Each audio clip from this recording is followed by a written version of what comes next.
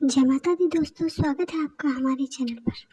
मित्रों, आज की वीडियो में हम बात करेंगे कल होने वाली नवरात्रि पूजन के बारे में, जो 15 अक्टूबर 2023 को है। मित्रों, नवरात्र का प्रारंभ अर्थात घट स्थापना या कलश स्थापना का दिन कहलाता है। दोस्तों, इस बार के शारदीय नवरात्रों का घट स्थापना का मुहूर्त मात्र 46 मिनटों का है और यह केवल 11:44 से लेकर 12:30 तक का ही होगा। इसके बाद या इससे पहले किसी प्रकार का कोई भी मुहूर्त नहीं माना जाएगा। मित्रों, दोस्तों, जैसा कि हम जानते हैं कि नवरात्रों में माँ दुर्गा की पूजा उनके 9 रूपों में की जाती है। नवरात्रों के 9 दिन अलग अलग रूपों की पूजा माँ की जाती है। तो इस बार के नवरात्रों में किस प्रकार पूजा की जाए कि माँ का आशीर्वाद हम पर बना रहे और घर में सुख समृद्धि कभी खत्म ना हो। नवरात्र पूजा के प्रारंभ के लिए सबसे पहले तो सबसे ज़्यादा ज़रूरी यही बात है कि घट स्थापना या कलश स्थापना मुहूर्त के अनुसार ही हो, इसमें देरी या जल्दबाजी ना की जाए। आज की वीडियो में हम आपको नवरात्र का व्रत तथा नवरात्रि की पूजा करने की सबसे सरल और आसान विधि बताएंगे, जिससे आप अगर घर के बाहर भी कहीं हैं तो आप आसानी से नवरात्र का व्रत कर सकते हैं। दोस्तों, नवरात्र की शुरुआत माँ शैलपुत्री की पूजा से की जाती है। तो इनकी पूजा करने के लिए सर्वप्रथम प्रातःकाल ही आप स्नान कर लीजिए। ध्यान रहे मित्रों, स्नान करने से पूर्व तथा स्नान करने के बाद कुछ भी खाना या पीना नहीं है। मित्रों, स्नान करने के पश्चात पीले रंग के वस्त्र धारण कीजिए। मित्रों, माँ शैलपुत्री का प्रिय रंग ही पीला है। इसके पश्चात सबसे पहले पूजा के लिए हम चौकी तैयार करेंगे।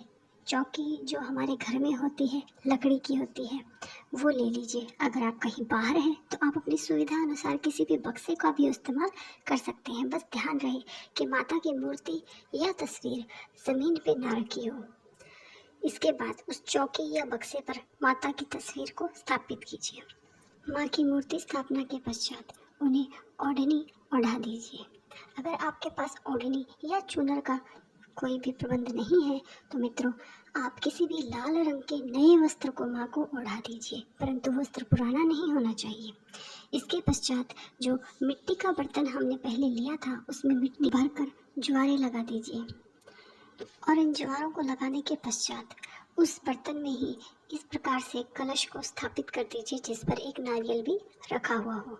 तो मित्रों, यहाँ हमारी कलश स्थापना की जो प्रक्रिया है वो समाप्त हो जाती है। इसके बाद में हमारे व्रत का आरंभ होता है। व्रत के आरंभ के लिए हमें अगरबत्ती तथा दीप प्रज्वलित करने होते हैं। इसके पश्चात ज्योति प्रज्वलित करने हेतु गोबर के उपलों पर घी डाला जाता है। पर मित्रों, यहाँ लोगों की सबसे बड़ी समस्या यही आती है कि हम ये कोयले या उपलों को कैसे जलाएं घर में।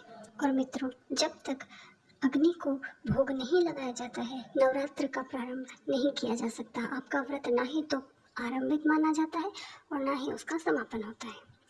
तो इसके लिए सबसे उत्तम उपाय ये हम बताते हैं। दोस्तों, हमारी पूजा सामग्री में काम आने वाला कपूर। मित्रों, कपूर की 2 टिक्कियाँ लीजिए और या तो मिट्टी का दिया या फिर जो स्टील का दिया आता है उसमें रखिए और उन्हें प्रज्वलित कीजिए। उस पर आप अपनी श्रद्धा अनुसार आपने जो भी भोग बनाया हो उसे चढ़ा दीजिए और अपने व्रत का आरंभ कीजिए। नवरात्र के प्रथम दिवस माँ शैलपुत्री की आराधना के समय घी से बने भोजन ही माँ शैलपुत्री को चढ़ाइए। यदि आपके पास भोजन ना हो तो किसी भी पीले रंग का फल आप शामिल कर सकते हैं और पूजा संपन्न होने के पश्चात वो फल किसी गाय या किसी कन्या को जाकर खिला दीजिए।